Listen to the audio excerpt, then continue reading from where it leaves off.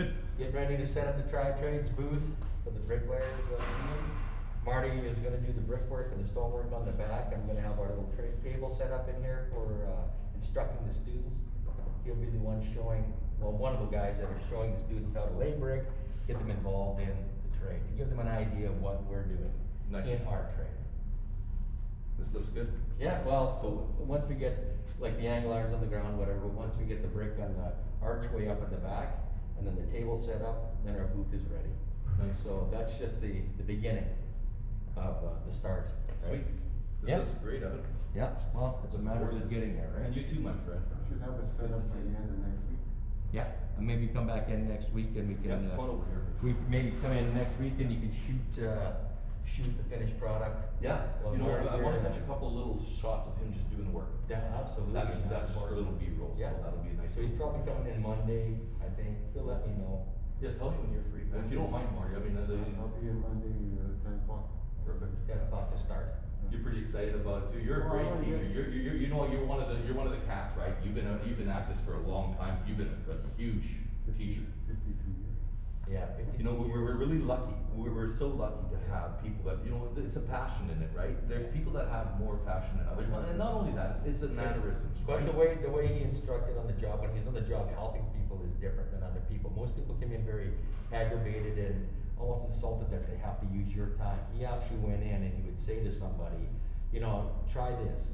Instead of being arrogant and ignorant, he just went in straight ahead and said, try it this way, see if you like it better, because it's just a better way to do it. Marty has a special way about him. That's for sure. Yeah, I told him, you know, you're gonna have, every bricklayer is gonna tell you differently, pick what you like. Yeah, You know, that's what I did. I took Yep. advice from every bricklayer that gave me advice, yeah, the ones that did, yeah. which wasn't that many, but I picked what I like, what worked for me. I gotta ask, is there anybody in particular that you remember? My dad, Oh, I love it. Nice. my dad. Your dad was a my bricklayer dad, too, My then? uncle. Your uncle was a bricklayer Yeah, too? my dad was- So good. Well, they give you the first instruction, right? I That's where your started first with them, influences. I started with them on the commercial for first 4 years, and then we moved to Cologne, and it was just me and my dad on residential. So I got another, training period. It was about 6 months before I was comfortable I could build a real fireplace. Wow.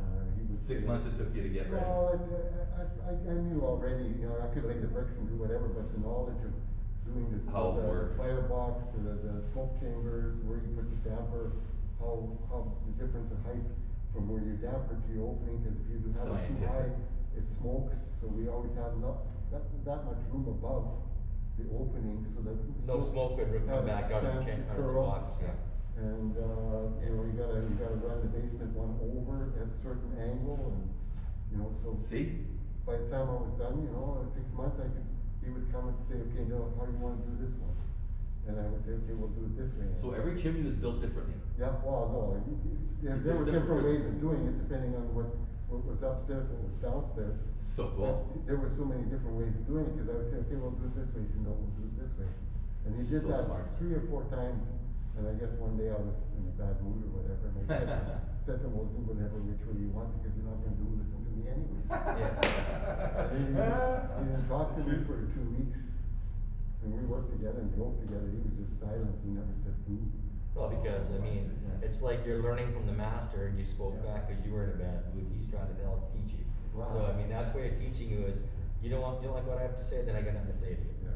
And that's a stubborn old way of teaching in the day, And when we right? worked, we mixed by hand, so he would make one mix, I would make one mix, we would labor together to get the job set up.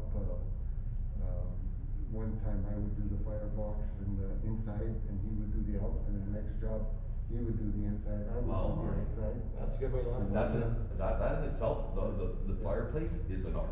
Yeah. That is an art. Oh, I yeah. mean, they are an artistic piece of a home. They were designed to be that. And, The last It's the functional. viewpoint, and when you walk in, it's what catches your eye. Everybody, yeah. Well, And it's that's the firebox, like fire clay bricks, Yeah. and the last one I did was in '85 for Mar West Construction. 1985. In this guy's house. And the Wow. house, he had the heater in the family room, and in the living room, he wanted the real brick. So, Wow. used to cut the slate with the saw, you leave your angle irons out, then you build a form, and then you pour your concrete for your hearth. And then take just the squares and, you know, cut the pieces for the front and stick them on, like Yeah. he did with the cultured stone. Yeah. We did that for 2 years, that was the way we did it, and then I went to work for another guy, my dad and I, and he didn't like the square, and when you cut it with the saw, it kind of flakes, Yeah. it kind of peels the Chips. edges. Yeah. So he liked doing like round and Oh, I or see. whatever, and then he said, well, I said, how are we gonna do that round? He said, well, you get an angle iron, you make your scratch mark with a nail, and then you put slate plate on the edge of the angle iron, which you hammer. And I made it perfectly. And the face, the top that you use, Yeah. chip in it, everything was chipped Underneath. on the bottom. Yeah. And I could cut that on that nail mark nicer than a saw.